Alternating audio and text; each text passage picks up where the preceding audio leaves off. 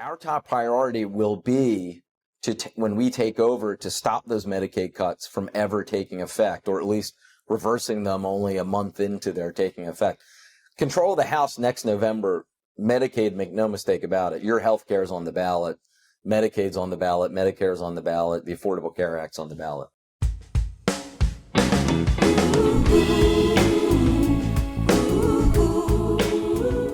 Welcome to the Practivist Pod, the practice of activism made practical. Today we talk about the latest on the Epstein files, including today's press conference with 15 of the victims, the disastrous unraveling of the CDC, Trump's $5 billion crypto haul from the weekend, and more protests everywhere. Then I have a great conversation with the ranking member of the House Budget Committee, Congressman Brendan Boyle. I'm Jessica Craven.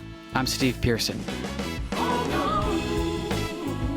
Stay strong. It won't be long. Yeah, yeah. We will build a better world. Hey, Jessica. Before we get Hey, started, a reminder to everyone, we are on Substack. We did a great Substack with Allison Gill last week, which was really fun. It was actually I sound so old. We did a great Substack. I don't know. We did a Substack live. It was my first one. I really loved it. It was a great conversation.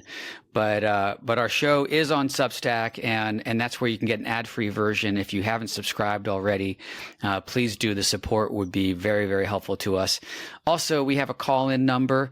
I know a lot of you were out at protests, like Jess and I were over the weekend on Labor Day. So we want to see those pictures, hear your stories. You can text us or call us at 818-824-4286. And Jess, we didn't plan it at all, but we both showed up in Pasadena at the same Labor Day protest and got to hang out together. That was fun. It was really fun. That was a really good time, actually. We were in Pasadena, both of us. As Steve said, it was very hot. It was very hot. I mean, it's been hot here this week. And so I thought, oh God, this is going to be, it's going to be terrible. It's going to be rough. And obviously it never is. It was great. We heard great speakers. I really loved whoever organized it, did it. In fact, I know who organized it. It was a couple of indivisible groups from, the foothills in Northeast LA, San Gabriel Valley. They did a great job. There were not too many speakers. There were a few. They were great. There was music. And then we walked, and then we stood on, four corners in Pasadena and did, just kind of wave signs. And we were there for a couple of hours. It was very hot, but we were all out there. And it was a blast. It was a blast. I was really happy to see you there. And we saw so many other great activists and, subscribers and followers. It was terrific. Very rejuvenating, as it always is. That's the thing about being in community together and doing this. Like, we're fighting against the most dire of circumstance, but when we come together and do it, it's always like joyful and really fun. And I mean it when I posted about this, because we ran into, like you said, some really good friends, and Will Baum, who helped, was one of the founders of the Resistance Boot Camp back in the day. And he's been a dear friend. Jason Berlin, the founder and executive director of Field Team 6. And like, these are our running buddies, it's like such great company to keep. And so I just encourage everyone to get out and do it. And I just want to say one thing that all of you who listen and follow Jess Craven know, she walks the way she talks. Literally, we were in this situation where, like you said, it was like 100 degrees out, and there was this shady side of the street where pretty much everyone was congregating. And we'll play like the video and show some pictures and stuff for the YouTube people. And then there was a very small group of people who just kept walking around in the sun, doing that loop across the street. Sometimes it was just Jess, but you actually got your steps in a major way. I'm chilling with Will and Jason and enjoying the shade. And I'm like, where is Jess? Oh, she's doing another loop. She's doing another loop around the block. It was really fun. It was like me and a guy with a big flag and another woman with a sign that said Epstein, Epstein, Epstein, Epstein. It was fun. I like doing that because the cars, I feel you need something moving. But anyway, yes, I did not have sunscreen on. It was, If Anyway, it was a lot of fun. anyone reads Chop Wood, Carry Water and wonders if Jess just writes that stuff and doesn't walk the way she talks, go no further than the Pasadena labor rally. That is funny. And I will say this as well on the subject of joy and community. There was a great podcast interview yesterday, the I've Had It podcast. They interviewed Zoran Mamdani, and they were talking about his scavenger hunt or his scavenger hunt that he did in New York City a week or two ago. And he was talking about how important joy and community are for the movement. He said, we can't always be just fighting the bad guys, or we will wear ourselves out. And I thought about that, as I heard him say that yesterday, I thought about Monday, and I thought how everybody who was there, I'm sure no one really wanted to go. We all kind of got up and, I got to go do this. But then you leave and you just feel entirely restored. And it's the joy, it's the community, it's the humor on the signs, it's, the hope in seeing other people turn out. And I know so many of you, there were over 1,000 of these events cross country. So it's encouraging. And Steve, I believe there is another huge protest date now that has been called as of yesterday. That's exactly right. And we're going to have the link on it. We're going to be talking about this for a while. We talk about how important it is to build these up and make these moments really big. This Labor Day, march, we have Labor Day marches every year, no matter what the circumstances are, because we always need to champion workers. And like you said, it was on a holiday. It was very, very hot. Not everywhere. We still had across the country, probably 1 million people coming out in the streets. That was amazing. Yeah. So, but the next No Kings rally is October 18th. And there's been a nationwide call to organize and plan and get out there. So save your dates, mark your calendars, October 18th. Our next No Kings rally. We need to make this. We got to get into that. What is it? 3.2, 3.5% out in the streets. 3.5. We got to get to that 3.5. We're so close to it. The people really have power. We have power. So, and again, like we talked about, it's really fun and rejuvenating and brings you a lot of hope to be out there. Yeah. It could be lonely screaming at the TV or, totally. Doom scrolling. So get out there. 100%. Yeah. Yeah, it was a great thing. So October 18th, mark your calendars. I told my 15-year-old to mark their calendar, and they were like, Mom, teenagers don't save the date. We have to, what did they say?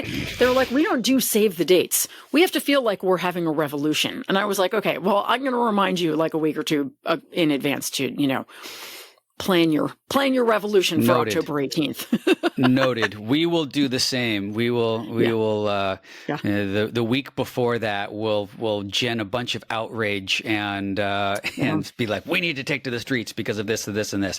Not that we it won't be hard. That will not be difficult. That will be an easy task. Speaking of outrage and what's going on, let's get to it because we have a lot to talk about, and we have an amazing interview with Brendan Boyle, representative from Pennsylvania, who I got to meet last month at a small lunch, and he is the ranking member. When we take back the House, he will be the chair of the Budget Committee and has a front row seat to this really, the fucking just awful bullshit bill that got passed and what Republicans want to continue to do. So he's great, and it's a really important conversation. I want everyone to get to hear that. But let's talk about the Epstein stuff that happened. We had a press conference as we're recording this. It's kind of happening while we're recording, right before we recorded, with accusers of Epstein demanding the release of all the Justice Department files. This is the Epstein Files Transparency Act that Ro Khanna and Thomas Massie introduced. Crazy to see Ro Khanna with Marjorie Taylor Greene standing behind and beside him. Strange bedfellows indeed. Yeah, really, really never thought I would see that, but it does speak to how, in a way, unifying the Epstein stuff is, and how, Trump is so underwater. He's in so much trouble over this stuff. And he called it a Democratic hoax. And you have these victims who are up there, obviously crying and, being so brave to speak their truth, saying this is not a hoax. This happened to us, and we demand transparency. And one last point before I kick it over to you, Mike Johnson released a tranche of Epstein information, 98% of which was already public, had already been released. So do not be fooled into this, bait and switch of dumping all this paperwork on the public in the guise of releasing Epstein information. Yeah, it's very insulting. And this, this discharge petition that they're trying to get, they're filing a discharge petition because Mike Johnson will not introduce the bill that Steve just spoke about. Discharge petition basically enables you to go around the House Speaker and force a vote on a bill that would force the DOJ to release the files in their entirety. So right now, every single Democrat is on board. We need 5 Republican votes. This should not be difficult, except that Trump and Johnson are putting massive pressure. And I mean massive. Anybody who is still supporting Trump but says they want transparency on Epstein, how can you justify this? They're literally doing everything. They're threatening people to try to stop this bill. Mike Johnson has introduced an alternate bill. Oh, well, everybody should just support this bill instead. What does that bill do? Well, it just tells the Oversight Committee to keep doing the good work they're doing. Well, guess what? You don't need a bill to tell the Oversight Committee to do the work they're doing, which, by the way, is not good. They have released nothing of interest. And so it's just a total bait and switch. We've already got this bill, so we don't need that discharge petition. It's very, very frustrating. And it's so insulting to Americans' intelligence. I mean, really, like, you really think this is going to persuade Americans to just, and to watch these women this morning, it's so heartbreaking that they are forced to do this. These are victims of extreme sexual assault, extreme rape, child trafficking, and they are being forced to relive their trauma. I think people forget, or maybe people who are not victims forget, they're being forced to relive their trauma. There was a woman up there this morning, I didn't watch the whole thing, but who can't even speak about it. She got up and just stood there, and that in and of itself was a monumentally courageous thing for her to do. She had never shown her face before, but speaking was too much. She just stood there and cried. We are putting these women through this because Trump is dangling a pardon for a serial predator and abuser. And on top of that, burying the evidence, burying the files, burying the list. What? How is this man still president? I can't. The cruelty, it is debased what we are putting these women through. They are fighting for the truth to come out because no one in power will fight for them. Or Democrats are, to be fair. No one in power on the Republican side will fight for them. It is shameful. Shameful. You say no one in power on the Republican side. The Republicans have abdicated any power they had in Congress, which is, to me, the thing that I keep going back to, that through all of this, the framers of the Constitution didn't anticipate. Like, they tried to put checks and they put norms in, but the one thing they didn't think that anyone would do was give up power that had been given to them by the Constitution. And that's what these Republicans have done. They have just completely given away their power. And that it's, we talked a little bit about this, I guess, when we were walking around the block on Monday. But, I think Trump holds sway over them in a way that nobody else does. He can put pressure on them in a way that no one else will. And he really is the head of the snake. And when Trump leaves the scene, however he does, I don't think there will be anyone that can step in and fill that role, and especially around like this. And it's heartbreaking to see people being forced to relive their trauma when the president of the United States is calling what happened to them a hoax. And he's a convicted sexual offender himself too. Let's not forget. And so, this is something that MAGA is like, Marjorie Taylor Greene's back there, supporting this. They are not having this. They see through it. And it's why we need to keep talking about it. Everything that Trump does these days seems to try to distract and pivot and get people to stop talking about this. So we know it's important. It's important, obviously, just because justice for these victims is important, full stop, in any of these cases, no matter who's in those files, but also politically what it's doing to weaken this very weak man. It's important that we keep doing that as well. Yeah. And I will just say, like Marjorie Taylor Greene, Thomas Massie, I am very glad that they are standing on the right side of this thing. And Thomas Massie, I disagree with everything he does, but at least he has continually stood up to Trump. And, you got to give him that. Marjorie Taylor Greene still fully supports Trump. She just, so she gets like one grain of sand of credit for that. But like, until you stop supporting that man, you are supporting sexual predators. You are supporting sexual abusers. So, but yes, I mean, thank God at least she and Massie, and hopefully, we need 3 more on top of them to just say like, I'm signing on to this discharge petition. But yeah, it is unbelievable. And MAGA, someday you will be accountable for the absolute garbage you have brought down on our country. It is just, it is unbelievable. I hope they're waking up. And then, the other thing that I think is not going to make MAGA or anyone any happier when we see like all of the prices rising, the things that Trump promised to do, this failed presidency, this bullshit tariff war that's made everything more expensive for all of us, this big bullshit bill which has enriched the top 1% even higher than that, while literally making things more expensive for working class people. It's the first bill, and Brendan Boyle explains this really well, that actually adds cost to the lowest income people in a tax bill. It's so regressive. And in the midst of all that, while Trump was hiding and people were speculating that maybe his health had taken a turn for the worse, or that maybe he had passed away, no, he didn't pass away. He made $5 billion over the weekend on a new crypto scheme to enrich himself and his family. This is not normal. This is not what the presidency is for, is to accumulate enormous wealth while marginalizing everybody else. But this is what he's doing.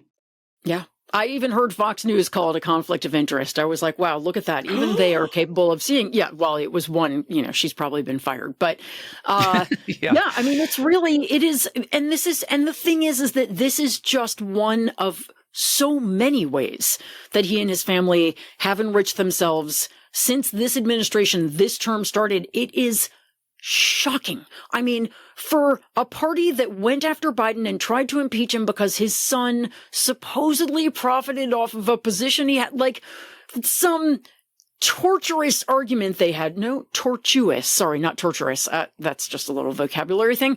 Anyway, would have gotten past me. I'm the king of malapropism, so. Anyway, unbelievable. Yes, $5 billion. Now, to be fair, they can't access that money right now, but they absolutely will be able to eventually. And it is just,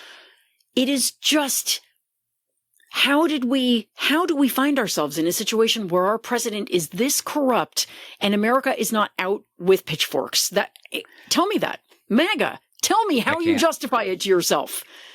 Oh, he's a good businessman. It's because he knows how to get rich. He knows how to steal, grift, scam, and defraud is what he knows how to do. Congratulations. That's your great leader. Sorry. I was going to try not to curse at all in this podcast, but. Oh, fuck it. Just because my mom said not to curse on the podcast. My mom, my mom, 91-year-old mom finally listened and didn't appreciate that I was dropping F-bombs. So. That I was dropping them. So I'm making an effort on her behalf. Both of us. Mom. She said you did it once and Jess did it 4 times. So Jess, you officially have the worst potty mouth, but. I do. There's no question. I'm going to give myself one F-bomb per episode, and I just dropped it. So now I'm done. No, we need more. We need more, because this is not fucking normal. Like It's making outrageous. $5 billion over the weekend on a crypto scheme. The president, like there is no world where this wouldn't be like headline news across the world, you know, but we're just in the weird times now where he's done so much, but just, you know, if anyone takes anything away from this, and I think that this could possibly seep into MAGA world too, because they already have their faith shaken because of the Epstein stuff and the higher prices and their health care being taken away and all of that. This is all a grift, folks. It's always been a grift. Yeah. The cruelty is by design, the division, the racism, it's by design. It's to separate us. It's to blame us, to otherize folks. It's to distract. But the grift is always what the whole thing is for Donald Trump and his cronies. So, you know, let's keep that in mind. And I think that will resonate with people because there's a whole lot of voters who just are struggling to pay the rent and pay for basic, you know, eggs and groceries, who voted because he said he was going to lower prices. And he hasn't lowered prices On day one, Steve. Yeah, Day on day one, he's going to one. lower prices. And prices are way higher. Jobs are way harder to come by. And he just made $5 billion on a crypto scheme for himself. Yeah. Home values are down. Our home value, I looked at our home value the other day and I was like, oh my God, it's gone way down. I mean, it's just everything is the things you want going up are going down and things you want going down are going up. And that is the Trump economy in a nutshell. Yep. So shout that from the rooftops, because I think our friends and neighbors need to know that. And the other thing that we need to really talk about on a very scary point is what's going on at the CDC and RFK Jr., who we knew was the most disastrous. All of our listeners fought that with everything they could have, him you know, being appointed to head the CDC, but or Health and Human Services, I should say. But boy, it has gone from bad to terrible, and I actually have a reason for hope attached to it, believe it or not. But do you want to break down what's happening at the CDC? Well, I mean, yeah, just basically, we all know that a few days ago, RFK Jr. came out with these new COVID vaccine guidelines that were absurd. It makes it much, much harder to get one. You know, he's already been sort of pushing pregnant people away, who are some of the most vulnerable to, you know, to getting very, very sick and or dying from COVID, kids, all these things. So he released these new guidelines, and there was this brand new Trump-appointed CDC director who he basically wanted her to sign off on them. And she said, no, I'm not going to sign off on this because this is bull. Basically, like, these are bad. These are wrong. And so now she's gone. Look at you moderating your language. That was nice. Did you hear that? Yeah, she's bad. So she's fired, and then, I mean, it was like a semi-firing, but basically she was forced out. And then a bunch of other people who are high up in the CDC also stepped down. And now I believe we've had a mass letter signed by 100 employees. And, you know, these mass letters, we've seen them coming out of the EPA, out of FEMA. We had a Social Security whistleblower last week who resigned just on Friday. And the email he sent out telling all of his coworkers his concerns, again, disappeared out of their inboxes. Like, basically someone from MAGA got in there and unsent it. We're seeing this giant, like, everybody who's trying to tell the American people the truth about how much danger we're in because of these broken policies is being fired and suppressed and suspended. And at the CDC, perhaps it is the most terrifying. I mean, it's incredibly dangerous everywhere, but these are the people telling us when our health is at risk. These are the people telling us how to get vaccinated safely, when there are foodborne illnesses that are around, when there are possible pandemics that are building. We literally cannot stay healthy without the CDC being an independent body. And what Trump has done is politicized it so dramatically. RFK has done it, but with Trump signing off. And now we're in a situation where, fortunately, a lot of people are calling for, I think 9 former CDC heads called for RFK Jr. to resign, or basically said, like, he's got to go. This is just so dangerous. And now more employees are speaking out. This is an incredibly dangerous moment. we are putting politics above science, above health, above public health, and the result will be catastrophic for American lives. Full stop. Yeah. Yeah, I got my annual physical just a few weeks ago, and my doctor said that she was giving me some vaccine recommendations. I had time for my pneumonia vaccine. I'm getting up there. She wanted me to take that. And I said, "Are you getting these from the CDC?" And she was like, "Oh no. I go from the European agencies and the World Health Organization. I am not taking direction from the CDC right now."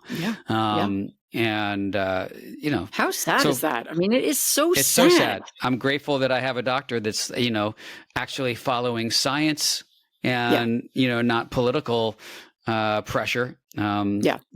That bodes well for my health, but so many people don't have that choice.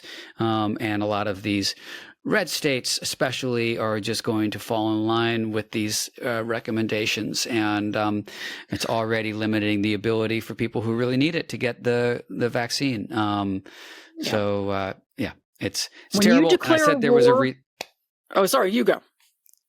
No, I was just going to say I do have a reason for hope associated with it, but I'll wait on that.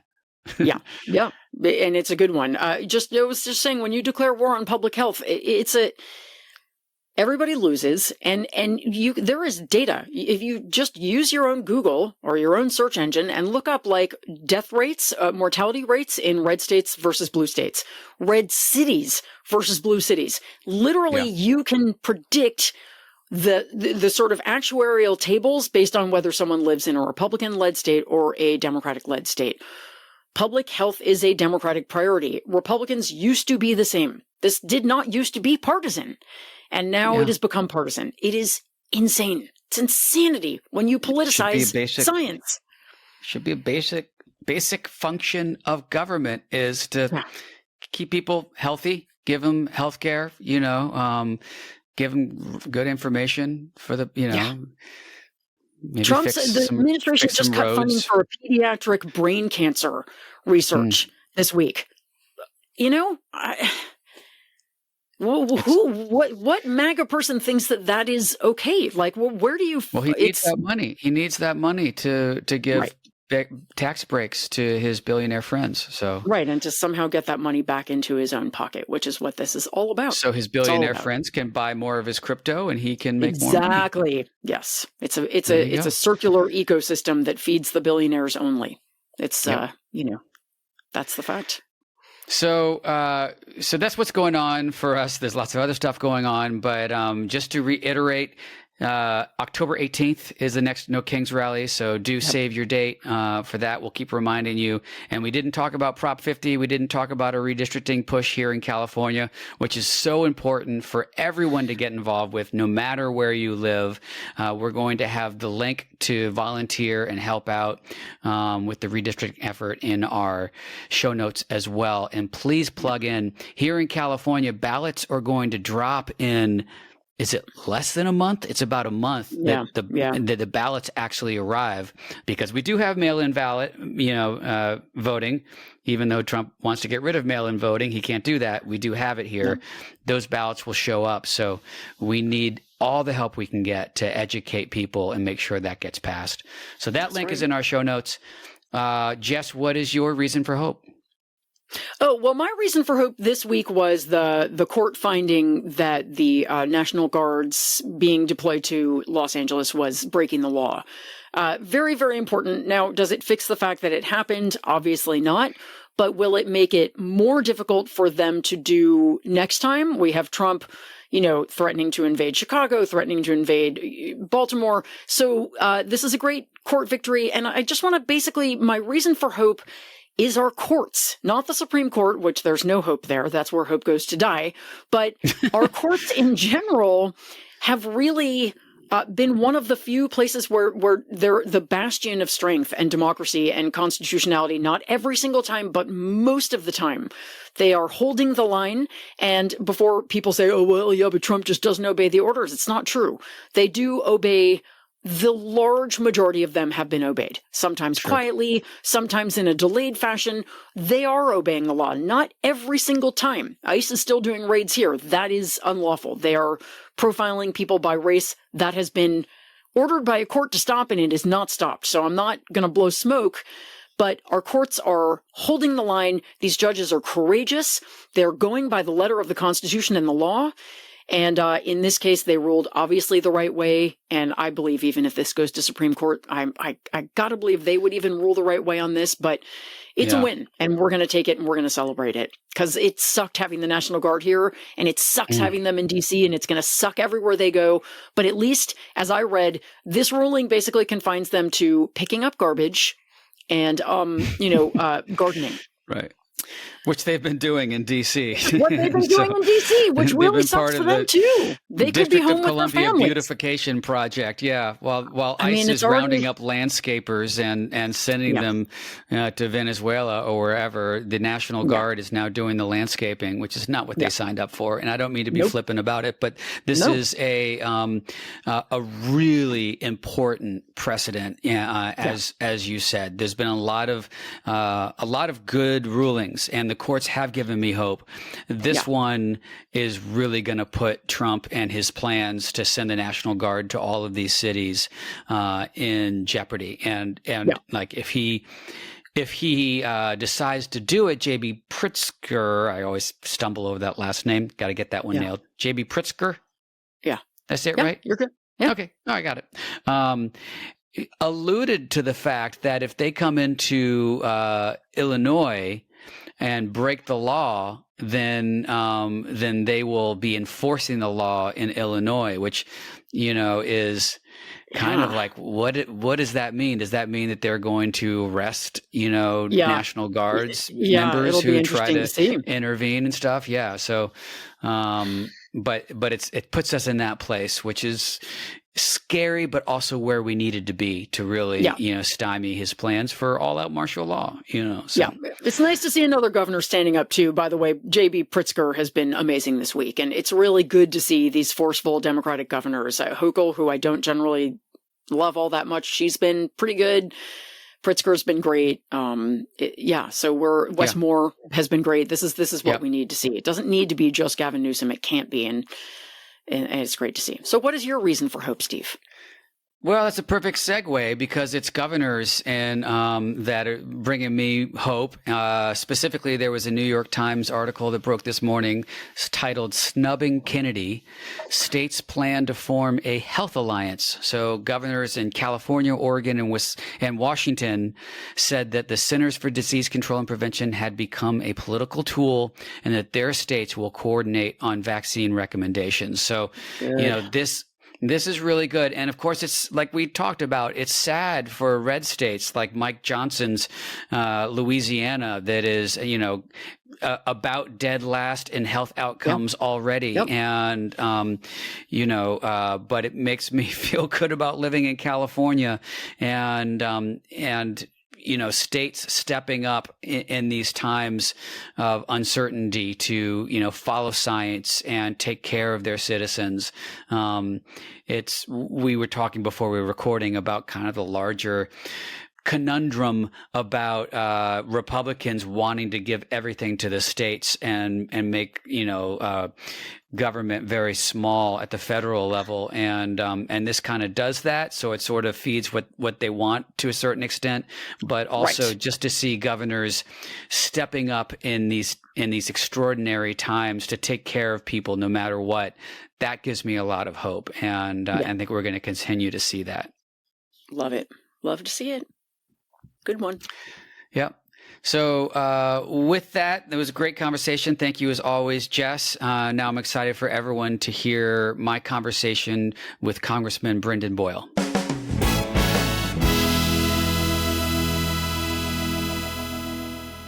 Congressman Brendan Boyle represents Pennsylvania's 2nd District, and he is the ranking member of the House Budget Committee. Representative Boyle, it's nice to see you again. Thanks so much for joining today.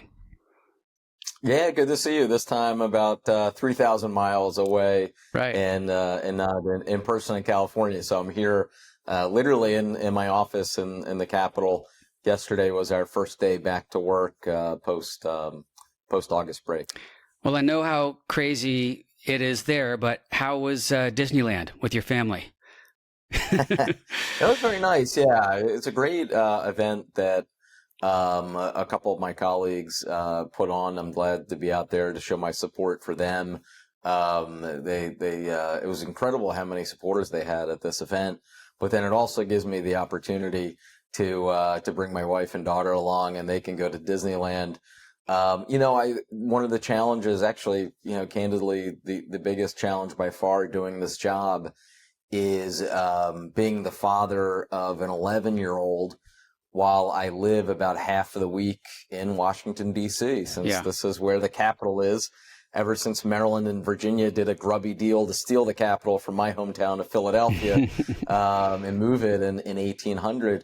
So what that means is essentially I spend half the week at home in Philadelphia and half the week in D.C., and even though my daughter is used to it because this is the way it's been literally her entire life, at the same time it makes it challenging. So any opportunity I have when I'm traveling to bring them along, I take full advantage of it. Last thing on this is we had a great August in that we actually loaded up the car, just the three of us, and drove throughout Pennsylvania. I was in central Pennsylvania, north central PA, western PA, was a keynote speaker to something called Demstock, which I guess is our version of Woodstock, but it was mostly rural counties in Pennsylvania that all team up and hold this event. They had hundreds and hundreds of Democratic voters and Democratic activists who were there. Just a lot of energy for the middle of summer in what is, considered an off year in terms of our election cycle. So it's great that I really don't think I would be able to do this job any other way without that sort of support from my family. Yeah. And by the way, we can never consider any years off years in this environment we're in right now. We're in the fight of our lives and we need to be working every day. But I just about the family piece of it, I'm glad you make the time for that. I actually grew up in D.C. I don't know if you can see behind me. That's my dad with Johnson. He was counsel to President Johnson. Oh, that's a great photo. Yeah. That's amazing. Yeah. And it looks like your dad was not getting the Johnson treatment in that photo. So that's probably a good thing. They had a healthy distance in that photo. That was a picture of him signing or receiving the proclamation, whatever, making him special counsel to the president. I grew up in D.C. at a time when members actually moved their families to D.C. So, when someone got elected, and I especially think about the California delegation and how grueling that is going back and forth. But what that did was, we all went to school together from both sides of the aisle. And you had, members who would fight it out over policy, but then they would be at soccer games and parties together. And there was a mutual respect that came from that. And it was really Newt Gingrich who first told his members, don't move to D.C., stay in your districts, build power in your districts. And I really think that's one of the big things that started this massive rift that we have between our parties. Anyway, I digress, but it's now we're so far from that right now, and I want to discuss that. There's a lot to discuss. As I mentioned, you are a ranking member of the House Budget Committee. Of course, with the Republicans' complete abdication of power in service of their Sith Lord, that means you've had a front row seat to the most regressive budget bill ever passed.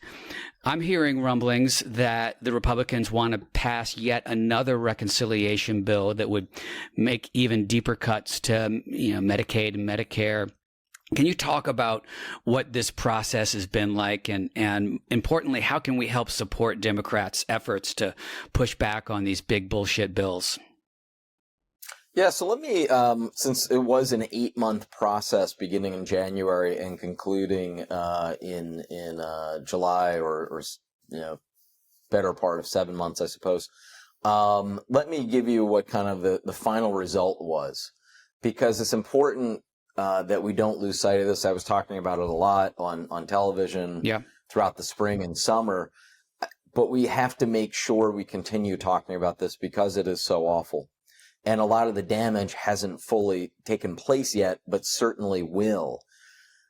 Because of their piece of legislation, what Trump used to call the big, beautiful bill, but it's proving to be so unpopular, the substance of it, he's actually attempting to now change the name and rebrand it.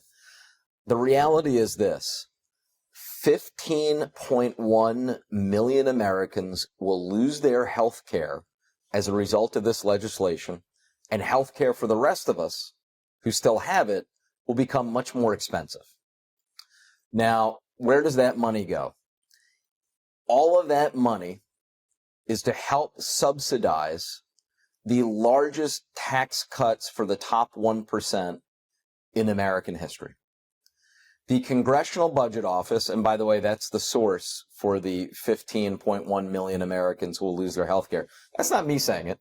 That's not any Democratic Party talking point. That is the nonpartisan Congressional Budget Office, whose job it is to actually show what the ramifications will be to any piece of legislation. Now, I talked about the fact that most of the benefit goes to the top 1%. The Congressional Budget Office actually showed what they call the distribution tables. And that's essentially who's getting what. What they found is, again, that most of the benefit goes to the top 10%, and then specifically of that, the top 1% of Americans. The billionaire class and multimillionaire class will make out the best. But for the bottom 1/3 of Americans, not only do they not get anything, they actually will be financially worse off because of this bill. And that is really different. When you said this is the most regressive bill in American history, you were 100% correct. Not hyperbole. No exaggeration. Yeah. Yeah.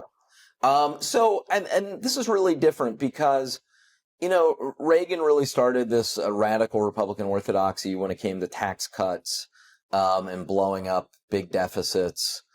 That started in 1981. The Reagan tax cut, it was skewed toward the rich, but everyone actually got something. It was just the rich got more.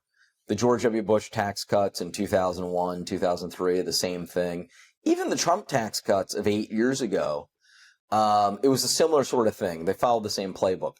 This is radically different, where they actually, by cutting healthcare and other programs from tens of millions of Americans, Congressional Budget Office showed that on average, the bottom of our country, basically the working class of America, will lose $1,200 a year every year this law is in existence. So this is truly radical.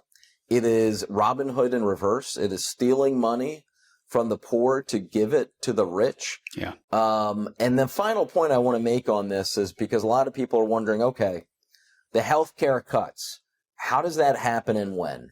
There are two major areas that get up to that 15.1 million Americans who have health care today but will lose it. About 10 million of that is coming from the Medicaid cuts. Now, you talk about cynical. They delayed these Medicaid cuts. They take effect December 2026. Right. So immediately after the November 2026 election, that's when those Medicaid cuts are scheduled to take effect. That's just a coincidence. That's just a coincidence, right? They just randomly picked, Yeah. a few weeks after the midterm election. So next year, when I'm saying vote Democrats, vote for a Democratic House, our top priority will be when we take over to stop those Medicaid cuts from ever taking effect, or at least reversing them only a month into their taking effect. Control the House next November. Medicaid, make no mistake about it. Your health care is on the ballot. Medicaid's on the ballot. Medicare's on the ballot. The Affordable Care Act's on the ballot. Now, that's 10 million of the 15 million who will lose their health care. The remaining 5 million are people who are currently covered through the Affordable Care Act or Obamacare. The other side used to like to call it Obamacare when it wasn't popular. Now that it's at record popularity, they kind of dropped the Obamacare title. Right. They're not as enthusiastic about calling it that, but that's how most people know it. About a little more than 5 million, 5.1 million Americans will lose their health care as a result of the Obamacare cuts that are in this bill. It's truly remarkable. biggest cut to Medicaid in American history, biggest cut to Obamacare in the history of Obamacare, and the biggest cut to Medicare in American history, cutting health care to pay for tax cuts for the top 1%.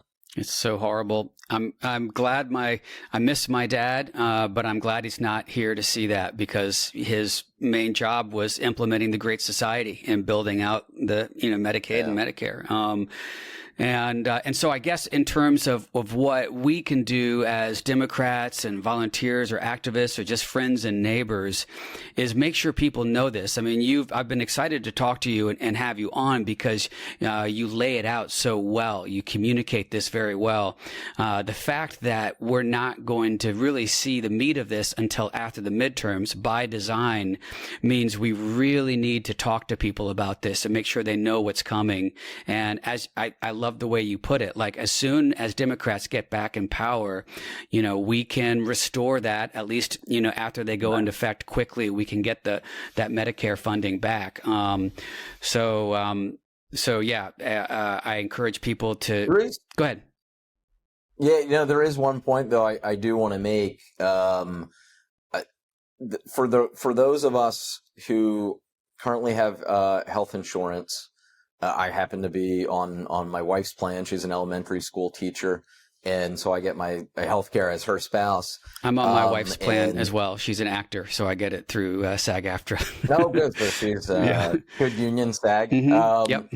So I'm in what Bill Clinton once called Hollywood for ugly people politics. But be that as it may, for those of us who will still be covered and have our health care, our costs are scheduled to go up dramatically. That will happen before next November. That's actually something the Republicans can't prevent, because what you're seeing is all of these providers who take care of people who are on Medicaid, on Medicare, they are getting whacked. And so what tends to happen in the healthcare space is they pass along a lot of those costs to everyone else who is covered. So very simple example. There's a hospital in Northeast Philly that my father goes to called Gene's Hospital. It's right down the street from his house. It's part of the Temple University health system. Temple University, through their various hospitals in Philadelphia, they have something like an 80% Medicaid population in terms of who their patients are. I've already talked to them. I've already talked to others of providers. What's going to happen is that other 20% who are payers not through Medicaid, they're going to see their costs go through the roof in order to make up for the amount of money that hospital and their hospitals are about to lose through the Medicaid cuts. Yeah. So this is going to affect all of us, and the increase in costs will actually take effect. I've already heard letters starting to go out now. So that will take effect before next November. Yeah. Hospitals are going to close. Assisted livings are really going to take a huge hit at a time when we have a silver tsunami, a real crisis with how we take care of our aging population. It's a disaster. And yeah, a really good thing to talk about, like you said, because it's going to happen quickly. I want to circle back to a little bit about your family, what you're talking about with your family, because you'll see where I'm going with this. But you represent Philly, which is obviously a very diverse city, but you overperformed in your election, even with more conservative voters. Your margin of victory was 7.2 points ahead of Harris in PA2. I noticed you're also a member of the Congressional Dads Caucus. I'm curious how you reach out to men that we saw move away from our party in the last election, and how you're communicating this message even to more conservative voters in your district. Yeah, I am a proud member of Dad's Caucus, and it's a fellow Californian of yours, Jimmy Gomez, who founded it, a good friend of mine, and we're both about the same age, although his child is a little bit younger than mine. I think that there's a whole host of issues that tend to get dismissed and put in a bucket called women's issues. healthcare, childcare, a few others. And I don't think that's right. Frankly, they aren't just women's issues or mothers' issues. I wouldn't be here if it weren't for having the kind of household environment where I had stability and two parents who didn't make a lot of money, to be sure, but worked hard, loved and supported both my brother and me, and was very fortunate in that. So the reality is there's a very strong role in our society, an important role that fathers need to play. And so through the Dads Caucus, we've been able to highlight a number of issues that sometimes too easily in our society, in my view, tend to get dismissed.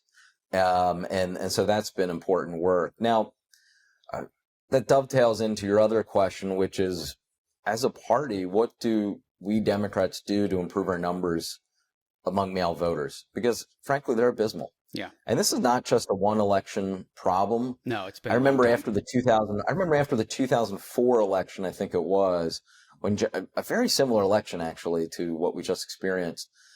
John Kerry lost by 2.5 points to George W. Bush. There was, I think, one magazine cover talked about Republicans being the daddy party and Democrats being the mommy party. I don't exactly agree with that frame, but it shows you that there was already that perception that our party tended to score better on health care and education and childcare, the things that are perceived to be quote unquote women's issues or mommy issues. Whereas the Republicans were, tough on crime, military, those things that, we more commonly associate with the interests of male voters. As a party, I strongly disagree with that perception, obviously. Right. And my performance shows that I do well with both male and female voters. But as a party, I do think that we need to redouble our efforts, with all voters, but specifically with male voters where we are not winning and frankly have seen further erosion. We also, and there's overlap here, we have to do a much better job winning working class voters. Yeah. I absolutely believe that it's the Democratic Party, and this party, as imperfect as it is, that has a vision. I mean, I just lived through it the last 8-9 months on the big BS bill. Trump was fighting for the top 1%. Heck, forget the top 1%, the top 1/100th of 1%. Yeah. The 1,113 billionaires that exist in the United States of America. The kind of people that Trump hangs out with at Mar-a-Lago, his social class.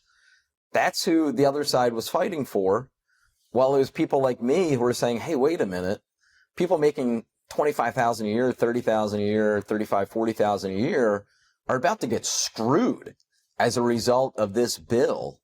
So I explain things as they are. I do my homework, certainly not perfect, but I do have credibility in my district that enables me to overperform. And, last point I'll make is Northeast Philadelphia, where I'm from and where I live, a very blue-collar, middle-class part of the city. A lot of neighborhoods. It's about as far northeast as you can go and still be within the city limits. That section, about 300,000 people or so, there's a state Senate district that entirely encompasses Northeast Philadelphia. The Republican candidate for state Senate won by just over a point. Donald Trump won the state Senate district by just over a point. I won by 11.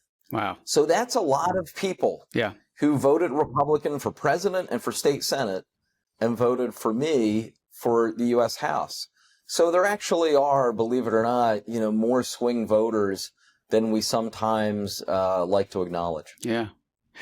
All right. Well, you don't have much time, so I want to ask you a very important question to us and to everyone across the country. I say us here in California. In response to Texas passing gerrymandered maps to gain 5 seats for Republicans at Trump's direct request, California is putting new maps to the voters to fight back against election rigging. We got to speak about this a little bit off the record when I met you at that lunch. But can I just ask you, do you endorse California California Prop 50? And would you support similar measures in other blue states? You won't be surprised by my answer if you remember when we talked about this a month ago. I enthusiastically 100% support what Gavin Newsom and the state legislature there is doing in California. When I saw that map, I call it a big, beautiful map. The reality is this, and I'm practicing what I preach here. I have voted to ban gerrymandering nationwide. That is obviously what should happen. We shouldn't have any gerrymandering in any state. Right. We should have fairly drawn districts. They tend to produce more competitive elections.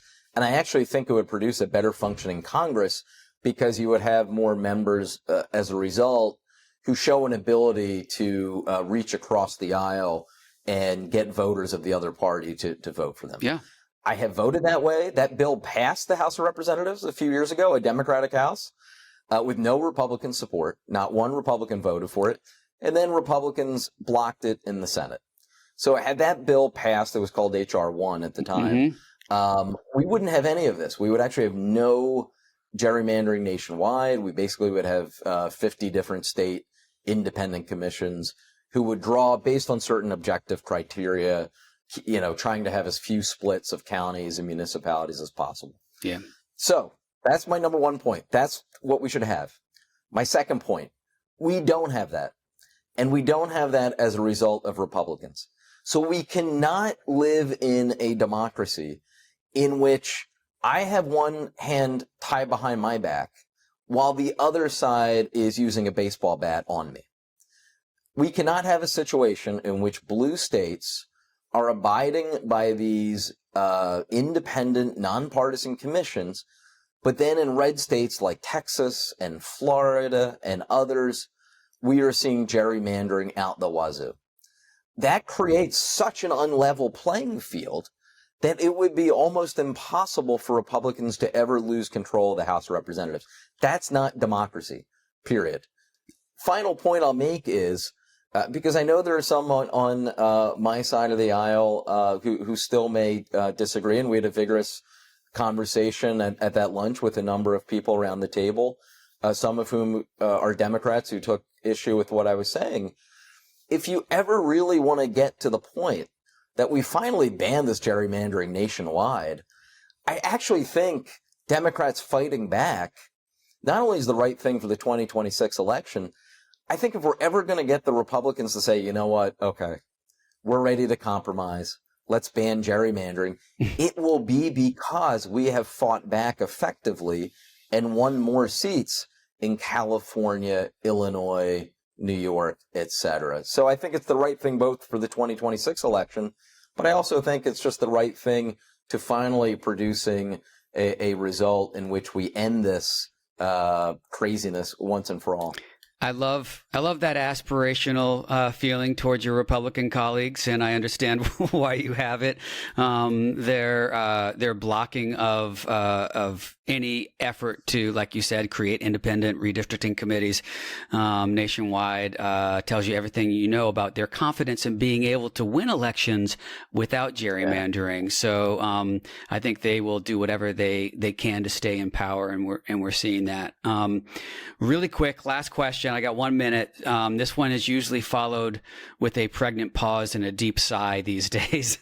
But what is bringing you hope right now?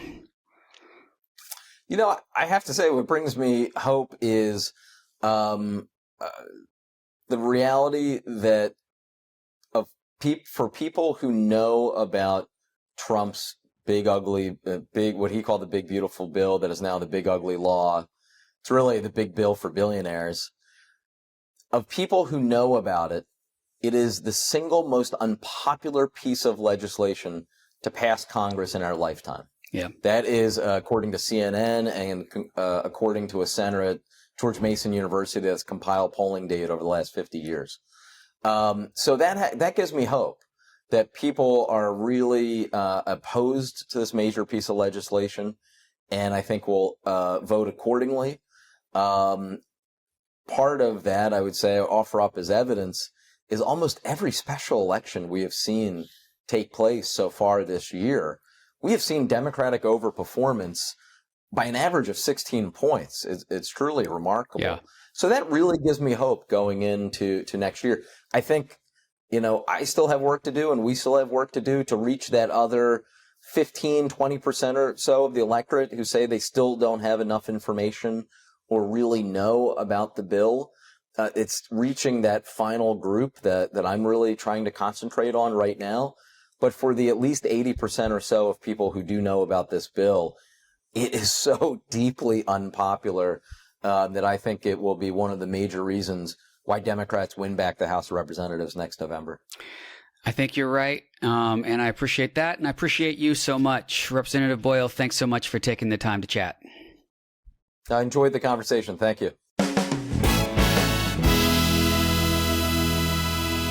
Let's do our reason for celebration. Who inspired us this week? Steve, I wanted to share a little bit about the veterans and service members who are doing a sit-in at the Capitol right now, or I believe they're at Union Station. And my friend Matt, who goes by U.S. Angry Veteran online, there's another big content creator, Jolly, who is out there. I think there's a few content creators, but a bunch of other veterans. More and more are coming. They are sitting out there. Every once in a while, when a new deployment of, I think, National Guard members come, they blast sort of like speeches. I think they're blasting General Milley's speech, and forgive me if I'm wrong about this because I haven't actually heard it yet, but a speech that sort of reminds them of their duty, and they've blasted it for hours and hours and hours on end so that these National Guard members just have to listen to it over and over again. And they're just out there, and more service members and veterans are coming. And this is hard and it's grueling, and they're taking time out from their work and their lives to sit there and remind people that service members must not participate in this, that they have a duty to stand up to tyranny, even when it is their own government that is the tyrant. And I want to applaud them. It's very inspiring. And if you're not following them, check it out. What they're doing is great. And if you know anyone who is a service member who is outraged about what's happening, see if you can persuade them to maybe go and sit in for 24 hours and tell your friends. It's great. Great idea. Yeah, we need more service members involved, and there's been some really powerful videos going around social media too. There was a captain in the National Guard who really articulated how important it is that his fellow guards members follow the Constitution, that they swore an oath to the Constitution, and that the Hague and the War Crimes Act specifically said that following an order does not get you out of war crimes if they're legal orders. You must not follow them. You must follow the Constitution. And so that's very encouraging. Plus, like we said earlier, they don't just want to do landscaping. That's not why they signed up for the National Guard. So No, I'm sure they're miserable. I mean, this is not what anybody wants to be doing. I don't think these National Guard members are bad people. I think that they signed up for genuinely patriotic, wonderful reasons and absolutely are probably great. They don't have a choice. They are being deployed against their will, but it's just maybe some of them are really into it. But my guess is if it's anything like LA, most of them just stood there looking totally miserable. I'm imagining it's probably the same in DC. I think so. I'll be back there next week, so I'll let you know. We've got a Blue Wave California event that Speaker Emerita Pelosi is headlining for us, so that'll be fun. So I'll be recording next week's podcast from D.C. From your old bedroom? From my old bedroom, my dad's office. That's right. But thank you all for joining us today. Don't forget that all of the links to our actions are in our show notes, so don't just listen. Click those links. Make sure you take action. Please do subscribe, rate, and review on Apple, YouTube, wherever you find our show. And make sure you're sharing it with our friends, family members, community members, everyone. Share, get them into action too. If you're able to support our show on Substack, we'd be very grateful for the help there. And you'll get the ad-free version of our show. We'll be back next week with some more Practivist Pod, as I said, this time from my childhood bedroom. Until then, don't forget, hope is in action.